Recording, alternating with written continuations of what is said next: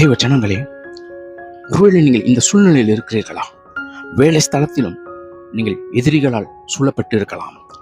சபையிலும் உங்களுக்கு விரோதமாக ஜனங்கள் எழும்பலாம். ஊழியத்திலே கூட உங்களுக்கு விரோதமாக ஜனங்கள் எழும்பலாம். உங்கள் உறவினர்கள் மத்தியிலே கூட உங்களுக்கு விரோதமாக ஜனங்கள் எழும்பலாம். நீங்கள் வசிக்கும் பகுதியிலும் எல்லாரும் உங்களுக்கு விரோதமாக எழும்புகிறார்களா? நீங்கள் எதை செய்தாலும் உங்களுக்கு விரோதமாகவே செய்து கொண்டிருக்கிறார்களா? தேவ பிள்ளைகளே, நீ தேவனால் முன்குறிக்கப்பட்டவள். எரேமியா தீர்க்கதரிசி யூத ராஜாக்களுக்கு முன்பதாகவும் ஜனங்களுக்கு முன்பதாகவும் ஆசாரியர்களுக்கு முன்பதாகவும் கர்த்தர் அரணிப்பான பட்டணமாக வச்சிருந்தார். அவர்கள் செய்கிற தவறுகளை சுட்டிக்காட்டி பேசினார். எரேமியா தீர்க்கதரிசி வந்தது என்ன தெரியுமா? கொலை மிரட்டல். உன்னை கொன்று போடுவோம் என்று ராஜாவும் சரி, ஆசாரியர்களும் சரி, ஜனங்களும் சரி அவனுக்கு விரோதமாக எழும்பி செயல்பட்டார்கள்.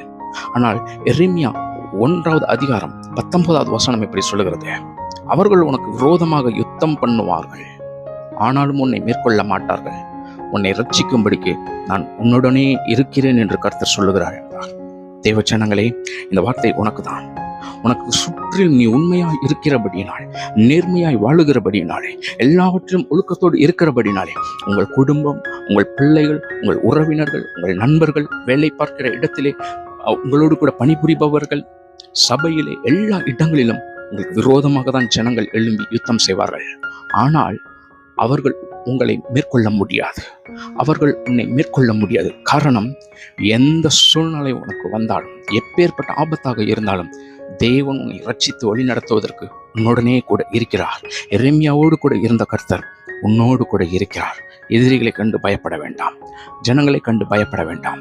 நீ எந்த அளவுக்கு உண்மையாக இருக்கிறாயோ அதிலே கடந்து செல். கர்த்தர் உன்னை நிச்சயமாக உயர்த்துவார். எல்லா ஜனங்களும் இடறி விழுவார்கள், ஆனால் நீயும் செம்மையான பாதையிலே கர்த்தருடைய வழி நடத்துவதிலே இருப்பாய். God bless you.